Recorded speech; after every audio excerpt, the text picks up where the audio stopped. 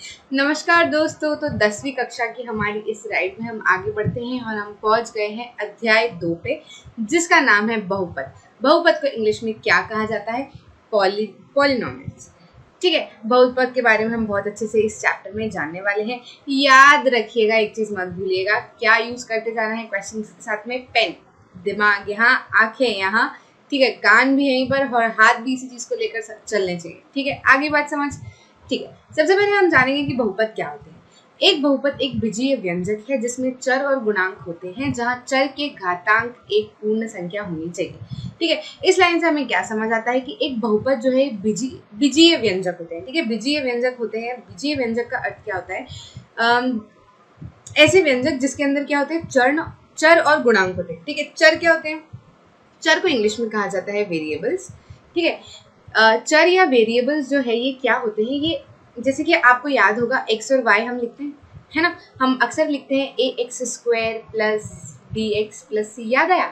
ठीक है, या हम लिखते हैं A X plus B Y plus C, है ना? ऐसा कुछ लिखते हैं। तो ये जो एक्स होते हैं, ये जो वाई होते हैं, ये क्या होते हैं? चर होते हैं। ये क्या होती है?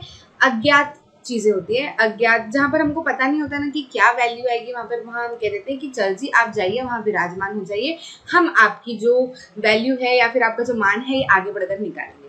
ठीक है, तो ये होते हैं चर। और गुणांक क्या होते हैं? गुणांक होते हैं जो इनके आगे लिखे होते हैं ना, जैसे x का गुणांक क्या है? a। अगर मैं लिखूं 2x स्क्वायर प्लस 3y, तो x का गुणांक क्या है? 2। मतलब x स्क्वायर का गुणांक क्या है? 2 और y का गुणांक क्या है? 3। आ रही बात समझ में? यहाँ पे अगर हम स्क्वायर कर दें और अगर मैं लिखूं 2x प्लस 3y, तो यहाँ पर x का गुणांक क्या है? 2 और y का गुणांक क्या है? 3। आ रही बात समझ में? गुणांक और चर समझ में आ गए। ठीक है, जहाँ चर के घातांक एक पूर्ण संख्या थी। अब ये जो मैंने दो आपको बताया ना, ये जरूरी नहीं है कि पॉलिनोमियल हो। ये तो मैंने आपको क्या बताया कि है तो पॉलिनोमियल भी, लेकिन ज़रूरी नहीं है। ये तो मैंने आपको इसलिए बताया ताकि आपको मैं क्या बता सकूं कि चर क्या होते हैं और गुणांक क्या होते हैं। अच्छे से अगर मैं बताऊं कि एक बहुपद या फिर एक पॉलिनोमियल क्या होता है, तो क्या होता है? जिसमें चर और गुणांक होते हैं, जहाँ चर के घातांक एक पूर्ण संख्या होती है। अगर मैं लिख रही हूँ 3x square plus 2x plus 1 बराबर 0, बराबर 0 नहीं, याद रखिएगा, बराबर 0 नहीं। ये जो सिर्फ इतनी होती है ना, इसको क्या कहते हैं? बहुपद। इसको हम बहुपद क्यों कह सकते हैं? क्योंकि इसमें क्या है? चर है। ठीक है, चर है, चर के गुणांक है, हाँ जी गुणांक है, जहाँ चर के घातांक एक पूर्ण संख्या होती है। मतलब ये जो चर है इसके जो घातांक है, इसकी क्या है? ये पूर्ण संख्या है, जैसे कि 2। या फिर हम लिख सकते हैं 3x प्लस 2। ठीक है, ये भी लिख सकते हैं। या फिर हम क्या लिख सकते हैं? 3 cube plus 2x square plus 3x plus 1। ठीक है, मतलब क्या? चर के घातांक में जो भी संख्या है, जैसे इसमें 3 है, इसके 2 है, इसके क्या है? 1 है, यहाँ पर x की क्या है? 0। x मतलब किसी के भी ऊपर अगर घातांक कितना लग जाता है, घात जो है 0 आ जाती है, तो वो क्या हो जाता है? 1 हो जाता है। जैसे अगर मैं 1 के ऊपर भी 0 लिखती हूँ ना, तो क्या हो जाएगा? 1 हो जाएगा। सॉरी, 1 के ऊपर अगर मैं 0 लिखती हूँ तो क्या हो जाएगा? 1। x के ऊपर अगर मैं 0 लिखती हूँ तो क्या हो जाएगा? 1। ये रूल है, याद रखिएगा। ठीक है, तो अगर मैं कह रही हूँ, तो यहाँ पर हम क्या कह रहे हैं कि जो चर है, बहुपद में क्या होता है? चरों के ऊपर के जो घातांक होते हैं वो कैसी होती है? पूर्ण संख्या होती है। पूर्ण संख्या मतलब बोले तो मैडम होल नंबर। ठीक है, इंटीजर नहीं हो सकता, मतलब पॉइंट में नहीं लिख सकते आप उसको। ठीक है, वो ऐसे फ्रैक्शन में नहीं लिख सकते कि 1/2 और ये सब आपने लिख दिया। ठीक है, माइनस में नहीं लिख सकते। क्या होना चाहिए? 0 से लेकर इन्फिनिटी तक की जो संख्याएं हैं वो यहाँ पर लगेंगी, तो वो क्या कहलाएगा? बहुपद कहलाएगा। आगे आपको बात समझ में? उदाहरण के लिए हम देखें तो मैंने कुछ उदाहरण आपको यहाँ बताए, कुछ उदाहरण आपको यहाँ पर भी दिए हुए हैं। 4x plus 2। अच्छा देखें, चेक कर लेते हैं कि ये बहुपद कैसे है। ये बहुपद कैसे हैं भैया? हमको तो मैडम ने बताया है कि क्या क्या चीज़ें होनी चाहिए। एक तो उसके अंदर चर होना चाहिए, चर के क्या होने चाहिए? गुणांक होने चाहिए, और क्या होने चाहिए? चर के जो घातांक है वो कैसे होने चाहिए? होल नंबर होने चाहिए भैया। अगर ऐसा हो जाता है तो हम मान लेंगे कि क्या है? बहुपद है। देख लेते हैं, चर है, हाँ जी है। ठीक है, चर के आगे गुणांक है, हाँ जी है। ठीक है, उसके बाद में जो चर का घातांक है वो क्या? होल नंबर है, मतलब क्या? पूर्ण संख्या है। तो अगर हम देखें यहाँ पर क्या लिखा है? 4x plus 2। मैंने सर्कल लगा दिया था, आपको दिखेगा नहीं, मैं वापस यहाँ लिख देती हूँ। तो क्या चर का जो घातांक है वो पूर्ण संख्या है? हाँ है। जहाँ कुछ नहीं लिखा होता वहाँ तो हम 1 मानते हैं ना, तो 1 क्या है? 1 एक पूर्ण संख्या है। ठीक है, पूर्ण संख्या भी अगर नहीं याद है तो मैं बता दूँ, 0 1 2 गोज टू कहाँ तक? इन्फिनिटी तक की जो संख्याएं होती है वो कैसी होती है? पूर्ण संख्या होती है, होल नंबर होती है। ठीक है। पहले चैप्टर में याद कीजिएगा, मैंने शुरुआत में ही ये सारा बताया हुआ है। ठीक, उसके बाद में हम देखते हैं दूसरा एग्जाम्पल, फिर हमको बता रखा है भैया, तो क्या ये बहुपद है जी? चर बोला जा रहा है कि चर होना चाहिए, तो हाँ चर है, जरूरी नहीं कि हर जगह x ही चर हो। ठीक है, यहाँ हमने y चर ले लिया है ना, तो क्या चर है? हाँ जी चर है। चर के आगे गुणांक है, हाँ जी इसके आगे भी गुणांक है, इसके आगे भी गुणांक है, यहाँ पे y0 है उसके आगे भी गुणांक है। ठीक है, और क्या क्या है? चर के जो घातांक है वो क्या होल नंबर है, पूर्ण संख्या है। हाँ, इसकी 0, इसकी 2 है जो कि होल नंबर है, इसकी 1 है जो कि होल नंबर है। यहाँ पर y0 करके होगा, तो 0 भी क्या है? एक होल नंबर है। ठीक है, ये y0 दिखता नहीं है, क्यों नहीं दिखता? क्योंकि y किसी के ऊपर का भी 0 क्या हो जाता है? 1, तो 4 इंटू 1 में करूंगी तो 4 ही आएगा ना, है ना। मैं जो समझाना चाह रही हूँ वो समझ आ रहा है कि नहीं आ रहा है आपको? ठीक है, आ जाना चाहिए, वैसे तो कोई बड़ा ऐसी कोई बात नहीं है, हल्की फुल्की बात है। ठीक है, इसके बाद में हमको ये वाला एग्जाम्पल दिया हुआ है। इस एग्जाम्पल में क्या बोला है, इसको भी चेक कर लेते हैं कि क्या ये बहुपद है। तो भैया चर है, x चर है, चर के गुणांक है, हाँ यहाँ 5 है, यहाँ 4 है, यहाँ √2 है। ठीक है, और क्या क्या है? और क्या क्या है, हमको क्या चेक करना होता है कि हाँ इनके जो घातांक है वो क्या हो?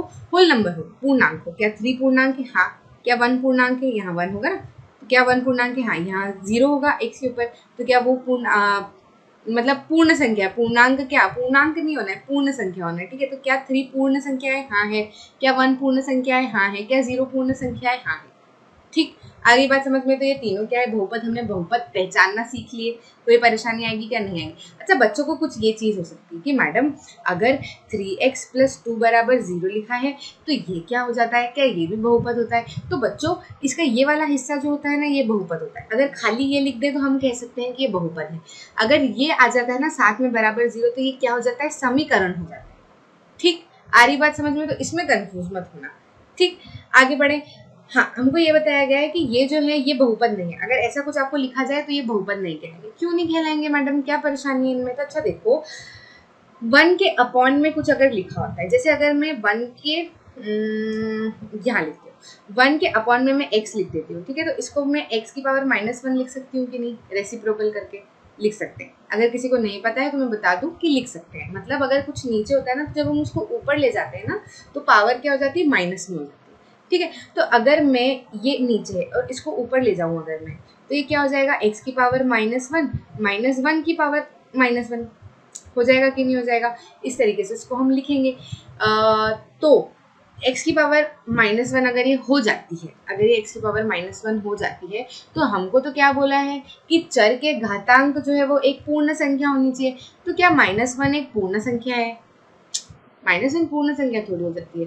पूर्ण संख्या तो कैसी होती है? 0 से इन्फिनिटी तक सारे पॉजिटिव रहते, नेगेटिव वो थोड़े ना रहते हैं। तो वो क्या हो जाएगी? नहीं भैया, हम नहीं मानेंगे, ये बहुपद नहीं कहलाएगा। ऐसे ही इसमें अगर आप देखो तो ये क्या है? रूट, तो ये क्या है? √(x + 2), तो इसको क्या मैं लिख सकती हूँ? x⁻1/2 + 2। जिसको नहीं पता है वो पता कर लो। ठीक है, कि अगर क्यूब रूट हो, जैसे कि ये x है ना, और ये इसका क्यूब रूट है, तो इसको मैं क्या लिख सकती हूँ? 1/3 लिख सकती हूँ, x की पावर में। ठीक है, और अगर मैं ये क्या है? √(x) है, मतलब ये क्या है? रूट अगर कहीं लिखा नहीं होता तो वो क्या होता है? 2 ही होता है। तो इसको मैं क्या लिख सकती हूँ? x की पावर 1/2। ठीक है, अगर नहीं पता है तो मैंने बता दिया। अब देखो, हमको तो ये बोला है, फिर से वही बात आ जाती है कि हमको तो ये बोला है कि बहुपद कब कहलाएगा? जब चर का गुणांक कैसा हो? पूर्ण संख्या हो। क्या 1/2 पूर्ण संख्या है? नहीं, 1/2 पूर्ण संख्या थोड़ी है। पूर्ण संख्या तो 0 से 1 तक की होती है। ये तो फिर हमारा फ्रैक्शन में हो जाता है, तो हम इसको नहीं मानेंगे। ऐसे ही हम इसमें भी इसको नहीं मानेंगे, क्योंकि ऊपर जाएगा तो पावर माइनस में हो जाएगी, और माइनस वाली संख्या जो है वो पूर्ण संख्या नहीं होती है, इसलिए ये क्या कहलाएंगे? बहुपद नहीं कहलाएंगे। आगे आपको बात समझ में अच्छे से? ठीक है, आगे बढ़ते हैं। बहुपद की डिग्री के बारे में हम बात करते हैं। बहुपद px में x की उच्चतम शक्ति को px की डिग्री कहा जाता है। उच्चतम x की जो शक्ति रहती है उसको px की क्या कहा जाता है? डिग्री कहा जाता है। अगर मैं यहाँ पे लिख दूँ 3x³ + 3x² + 3x + 3, है ना? अगर मान लो ऐसे लिख देते, कुछ भी हो सकता है इनके आगे। तो अगर मैंने इसको लिख दिया तो इसकी डिग्री क्या कहलाएगी? जो उच्चतम शक्ति है, मतलब कौन सी शक्ति? 3 है। x के पास कौन कौन सी शक्तियाँ हैं? 3 है, 2 है, 1 है, 0 है। तो उच्चतम शक्ति कौन सी हो गई? 3 होगी। तो अगर आपको कोई पूछे कि बहुपद की डिग्री क्या है, तो जो उच्चतम पावर आपको दिखे ना, वो कह देना कि बहुपद की डिग्री है। आगे बात समझ में। अब अगर मैं सिर्फ इतना लिख दूँ कि 3x² प्लस 3x प्लस 3, तो मना मत कर देना कि भैया यहाँ तो हमको क्यूब दिख ही नहीं रहा है, ऐसा नहीं है। अब यहाँ पर क्या हो जाएगी, हम क्या देखेंगे इसमें, फिर हम अलग से देखेंगे। हम क्या बोलेंगे कि इसमें x की कितनी शक्तियाँ हैं, एक तो 2 है, एक 1 है, एक है 0। तो उच्चतम शक्ति कौन सी जाएगी, सबसे बड़ी वाली हो जाएगी, है ना। तो इसकी डिग्री कौन सी जाएगी, 2 हो जाएगी। ठीक, घात 1 वाले बहुपद को रैखिक बहुपद कहा जाता है। हाँ, आप समीकरणों में पढ़ोगे तो आपको फिर से रिवाइज हो जाएगा वहाँ पे जाके उस चैप्टर में। अगर हम देखें तो घात, जिनका घात 1 होता है ना, जिनका घात, अब हमने देखा कि हम तो कुछ इस तरीके से भी लिख सकते हैं, कुछ इस तरीके से भी लिख सकते हैं, कुछ इस तरीके से भी लिख सकते हैं। तो जिन चरों का घात 1 होता है, मतलब उच्चतम डिग्री जिनकी 1 होती है ना, उच्चतम डिग्री जिनकी 1 होती है, उनको हम क्या कहते हैं, रैखिक बहुपद कहते हैं। ठीक, उच्चतम शक्ति यानी कि डिग्री जिसकी क्या होती है, 1 होती है, उसको हम क्या कहते हैं, रैखिक बहुपद कहते हैं। इनमें सबकी सबसे, मतलब इनके अंदर x² या x³ तो नहीं आ रहा है ना, तो सबसे बड़ी शक्ति इनके पास क्या है, 1 ही है, तो ये क्या कहलाएंगे, रैखिक बहुपद कहलाएंगे। इसके पास भी 1 ही है, ये क्या कहलाएगा, रैखिक बहुपद कहलाएगा। इसके चर की भी शक्ति 1 ही है उच्चतम, तो ये क्या कहलाएगा, रैखिक बहुपद कहलाएगा। ठीक, आगे बात समझ में।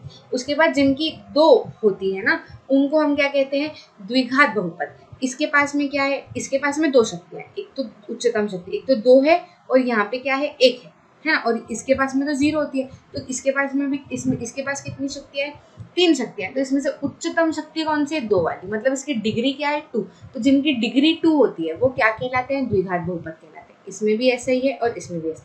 अब ऐसा मत समझना कि शुरुआत में ही वो होना चाहिए, वो कहीं बीच में भी बैठे हो सकते हैं, कोई दिक्कत वाली बात नहीं है। बस उच्चतम शक्ति आप देख लो, इसकी क्या है, 0 है, इसके x के ऊपर क्या होगा, 0, इसका 2 है, इसका 1 है, तो सबसे बड़ी कौन सी है, 2 है कि नहीं है। अगर 2 सबसे बड़ी है तो क्या कहलाएगा, द्विघात बहुपद कहला जाएगा। अगर हम 3 वालों में बात करें तो इसमें क्या है, उच्चतम शक्ति कितनी है, इसके पास में 3 है। तो जिनके पास उच्चतम शक्ति 3 होती है, यानी कि डिग्री कैसी होती है, 3 होती है, तो उनकी क्या होती है, वो बहुपद, जिनकी डिग्री 3 होती है, तो वो बहुपद कैसे के बहुपद कहलाते हैं, त्रिघात बहुपद कहलाते हैं। ठीक है, इसमें भी ऐसा ही है। इसमें ये जो है, ये पीछे बैठे हैं सांप, इसमें ये अकेले ही बैठे हैं सांप, तो कोई परेशानी नहीं, बस डिग्री कितनी होनी चाहिए, 3 होनी चाहिए। अगर 1 डिग्री होती है तो क्या कहलाते हैं, रैखिक बहुपद कहलाते हैं। अगर 2 डिग्री होती है तो क्या कहलाते हैं, द्विघात बहुपद कहलाते हैं। और 3 डिग्री होती है तो क्या कहलाते हैं, त्रिघात बहुपद कहलाते हैं। अब फिर वो अकेले बैठे हो या बीच में कहीं बैठे हो या शुरुआत में बैठे हो, कोई फर्क नहीं पड़ता। डिग्री 1, 2, 3 जो है उसके हिसाब से हम देखेंगे कि इन बहुपद को क्या नाम दिया जाना चाहिए। आगे बात समझ में, आगे बढ़ते हैं। देखो, एक बहुपद के मान के बारे में बताया गया है। यदि Px में एक बहुपद है और यदि k कोई वास्तविक संख्या है, तो Px में x को k से बदलने पर प्राप्त मान x = k पर Px का मान कहा जाता है और इसे P के द्वारा दर्शाया जाता है। एक तो ये हिंदी में इतना कॉम्प्लिकेट करके लिख देते हैं ना कि बच्चा पढ़ता है उसका सर चकरा जाता है। कोई परेशानी नहीं, मैं हूँ। ठीक है, तो ये क्या कहना चाह रहे हैं, ये सिर्फ इतनी सी बात कहना चाह रहे हैं कि अगर मैंने कोई बहुपद लिखा है x में, मैंने बहुपद लिखा है, कुछ भी लिख दो, ये कैसा, अच्छा ये भी बताते जाओ, ये कैसा बहुपद कहलाएगा, द्विघात बहुपद कहलाएगा। क्यों, क्योंकि इसकी डिग्री क्या है, 2 है। ठीक है, तो इसको मैं किससे लिख सकती हूँ, Px से लिख सकती हूँ। Px का मतलब क्या होता है, हम Px लिखते हैं, इसका मतलब ये है कि P मतलब पॉलिनोमियल, है ना, किस में है, x में। अब अगर ये यहाँ पर y² + 2y + 2 लिखा होता ना, तो मैं इसको Px नहीं लिख सकती हूँ, मैं इसको क्या लिखूंगी, Py। इससे तो समझ आ गया होगा कि ये Px और Py क्या होता है ना। सिर्फ ये बताना चाहते हैं कि पॉलिनोमियल किस चर में है, या फिर ये जो बहुपद है किस चर में है, ये x चर में है और ये y चर में है। अब ये कह रहे हैं, अब इन्होंने x मान लिया, ठीक है, तो x में एक बहुपद है, यदि कोई वास्तविक संख्या है, तो Px में x को k से बदलने पर प्राप्त मान। ठीक है, अब कोई संख्या है, मान लो कोई भी संख्या है, मैं एग्जाम्पल के थ्रू बता देती हूँ, चलो इसमें बता देती हूँ। एग्जाम्पल के थ्रू अगर हम देखें, कह रहे हैं कि x जो है वो -1 पर Px का मान क्या है। ठीक है, मतलब ये क्या कहना चाह रहे हैं कि जब हम कोई सी भी वैल्यू x = अब यहाँ पे -1 दे दिया, अगर कुछ नहीं है तो हमने क्या मान लेते हैं, के कोई संख्या मान लेते हैं। तो बस जैसे यहाँ पे इन्होंने x बोल रखा है और k बोल रखा है, तो अब यहाँ पे k की क्या दे दी, वैल्यू दे दी। इसे सिखाने के लिए आपको कह दिया कि k क्या हो सकता है, कोई भी वास्तविक संख्या हो सकती है। ठीक, आगे आपको बात समझ में, के को ऐसे वो मत ले लेना कि के ही रहेगा हमेशा, के कुछ मान निकल के आएंगे, ठीक है। के को है वास्तविक संख्या, अब हम क्या बोले, तो हमने बोल दिया कि भैया उसको क्या नाम दे दो, के नाम दे दो, ठीक है। तो अब ये क्या कह रहे हैं कि जब आप px में x की कुछ वैल्यू रख देते हो तो वो जो आंसर निकल के आता है वो क्या निकल के आता है, उसका मान निकल के आता है, सिर्फ इतना सा कह रहे हैं। तो हम क्या बोल रहे हैं, यहाँ पे हमको k क्या दे दिया -1, तो हम क्या करेंगे, x की जगह पे -1 रख देंगे इसमें। तो x की जगह पे -1 रखा तो यहाँ क्या है, x स्क्वायर, तो मतलब क्या -1 का स्क्वायर, माइनस ऐसा कैसे लिख देंगे, 3 ऐसा कैसे लिख देंगे, फिर x आया तो x की जगह क्या लिख देंगे, -1 लिख देंगे, फिर क्या कर देंगे, -4 लिख देंगे। इसको हम लिख देंगे -1 का स्क्वायर कितना हो जाता है, 1 हो जाएगा, ठीक। माइनस माइनस क्या हो जाएगा, +3 × 1 कितना हो जाएगा, 3, माइनस क्या हो जाएगा, 4, ये कितना हो जाएगा, पहले तो प्लस करते हैं, तो 4 - 4 ये क्या जाएगा, 0, ठीक। बस यही बताना चाह रहे हैं उससे।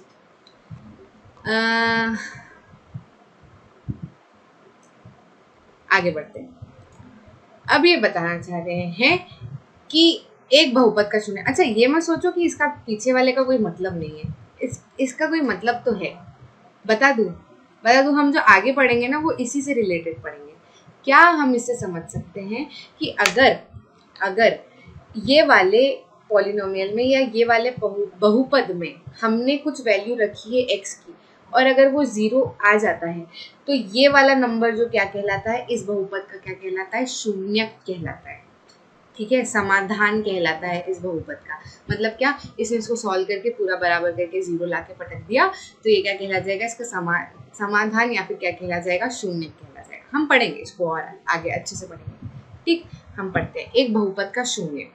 क्या कहना चाह रहे हैं, यदि px में एक बहुपद है और k एक वास्तविक संख्या है जहाँ pk के आ जाता है 0, आया ना, यहाँ पे हमने pk, यहाँ पे हमने क्या किया, pk तो क्या, यहाँ हमने क्या किया, pk तो क्या, pk तो क्या, k हमको सिर्फ क्या दे रखा था, p की जगह हमने क्या कर दिया, -1 कर दिया, है ना। p में हमने x की जगह पे क्या कर दिया, -1 कर दिया ना। तो अगर ये 0 आ जाता है तो ये नंबर क्या कहला जाता है, इसका शून्य कहला जाता है। बस ये यही कह रहे हैं यहाँ पे, ठीक है। ये यही कह रहे हैं कि अगर p में x की जगह वो वैल्यू रखने पर जो पूरा बहुपद है अगर वो 0 आ जाता है तो k क्या आ जाता है, px का क्या कहलाता है, शून्य कहलाता है, ठीक है। एक रैखिक बहुपद के लिए px अगर ये है, ठीक है, यदि k px का शून्य है तो क्या हो जाएगा, ये पूरा क्या बदल के आ जाएगा, 0 हो जाएगा, ठीक। अर्थात k क्या हो जाएगा, -b/a। मतलब ये क्या कहना चाह रहे हैं इससे कि अगर k जो है इसका शून्यक है तो ये क्या आ जाना चाहिए, 0 आ जाना चाहिए। जैसे हमने पीछे देखा कि -1 उसका शून्यक निकला, क्यों शून्यक निकला, क्योंकि वो पूरा जो बहुपद था वो 0 आ गया, है ना। तो ऐसे में k की वैल्यू क्या हो जाएगी, a, और इसको ले आएंगे माइनस, फिर k क्या हो जाएगा, -b/a। तो बस ये इतना ही कहना चाह रहे हैं कि अगर आपको शून्य किसी रैखिक समीकरण का पता करना है तो अगर वो बोल रहे हैं कि, ठीक है, मतलब आपको अगर वो पता करना है तो आप क्या कर सकते हो, k की वैल्यू कुछ इस तरीके से निकाल सकते हो, तो आपको शून्य कुछ चीज का पता चल जाएगा, उस बहुपद का शून्य का आपको पता चल जाएगा, ठीक है। अतः रैखिक बहुपद ax + b का शून्य है, या तो आप क्या करो, -b/a कर लो, या फिर आप क्या करो, -b क्या है, -b क्या है, कांस्टेंट टर्म है। मतलब इसको क्या बोलते हैं, कांस्टेंट टर्म। कांस्टेंट टर्म मतलब क्या, कि जिसके आगे x y कुछ नहीं होता, वो अकेले बैठे होते हैं, ठीक है। अपॉन में क्या, coefficient of x, coefficient of x मतलब x का क्या, गुणांक, ठीक है।